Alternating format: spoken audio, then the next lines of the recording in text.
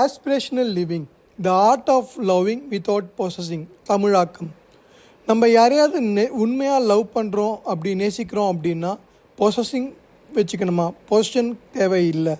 பொசசிவாக இல்லாமல் அவங்க மேலே அக்கறையை காமிக்க முடியுங்க. அப்படி நீங்கள் பொசசிவ்னஸ் காமிச்சிங்க அப்படின்னா அது அவங்க மேலே ரிலேஷன்ஷிப் அன்ஹெல்த்தி ஆக்குங்க. அது நம்ம அவாய்ட் பண்ணணுங்க. ஏன் அப்படின்னா அது அவங்கள ரொம்ப பாதிக்கும். அது அவங்களோட ஃப்ரீடமை கட்டுப்படுத்தும்.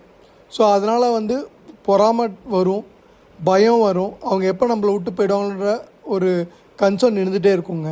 இது பெரிய சவாலுங்க. இதை கண்ட்ரோல் பண்ணுறதுக்கு நம்ம எதுவுமே பண்ண தேவையில்லைங்க. அவங்க புதுசாக ஃப்ரெண்ட்ஸ் பண்ணுறச்சே, அவங்க புது இடத்துக்கு போகிறச்சே, இல்லை கல்யாணம் ஆச்சோ, இல்லை குழந்த பிறக்கச்சோ எல்லாம் யதார்த்தத்தை ஒத்துக்கோங்க. நீங்கள் பேரண்ட்ஸாக இருந்தீங்க அப்படின்னா உங்கள் பசங்க வெளியூர் போகிறச்சே கவலைப்படாதீங்க. அவங்களுக்கு புது ஃப்ரெண்ட்ஸ் வருவாங்க. நம்பிக்கை வைங்க. ஏன்னா அவங்க வாழ்க்கையில் முன்னேறணும். உங்களோட ஒரிஜினலாக அவங்கள கட்டுப்படுத்தாதீங்க. அதனால் அவங்க கனெக்ஷன்ஸ்லாம் லூஸ் பண்ணுவாங்க. ஸோ அதெல்லாம் நீங்கள் விட்டுட்டு அவங்கள உங்கள் பயத்தினால அவங்கள கண்ட்ரோல் பண்ணாமல் அவங்கள வளர விடுங்க.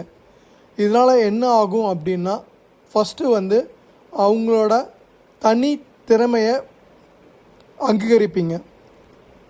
அவங்க தே ஆர் கேப்பபிள் அப்படின்னு சொல்லி நீங்கள் நம்புவீங்க. அவங்க கனவை நிறைவேற்ற விடுவீங்க. அவங்க என்ன வாழ்க்கையில் ஆசைப்படுறாங்களோ அதை நிறைவேற்றுவாங்க. ஸோ நீங்கள் அவங்கள லவ் பண்ணுங்கள், ஆனால் ரொம்ப அட்டாச்சாக இருக்காதீங்க. Second, stay connected not controlling. அவங்க எங்கே இருந்தாலும் நீங்கள் நேசிக்கலாங்க. எமோஷ்னலாக கனெக்ட் பண்ணுங்கள். சும்மா ஏனோ தானோன்னு பேசாமல் அவங்க எப்போ தேவையோ அவங்களுக்காக ஆக்கப்பூர்வமான சப்போர்ட் கொடுங்க. Third, understand every relationship is different. இப்போ நம்ம லைஃப்பில் பார்த்திங்கன்னா ஒவ்வொரு கட்டத்தில் ஒவ்வொரு புது ரிலேஷன் வருவாங்க. கல்யாணம் ஆச்சே, இல்லை ஸ்கூல்லேருந்து காலேஜ் போகிறச்சே, இல்லை குழந்த பிறக்கச்சே. அப்போ ஒவ்வொரு ரிலேஷன்ஷிப்பும் இம்பார்ட்டண்ட்டுங்க. உங்கள் ஸ்பேஸை மெயின்டைன் பண்ணுங்கள், அவங்களுக்கும் ஸ்பேஸ் கொடுங்க. ஒரு ரிலேஷன்ஷிப்பும் ஸ்பேஸ் கொடுத்து அதை கம்பேர் பண்ணாமல் அதை வளர விடுங்க. Fourth, embrace new connections. மற்றவங்க புதிய உறவுகள் உண்டாக்குறச்சே நீங்கள் அதை த்ரெட்டாக பார்க்காதீங்க. அது அவங்களோட வாழ்க்கையோட வளர்ச்சின்னு பாருங்கள்.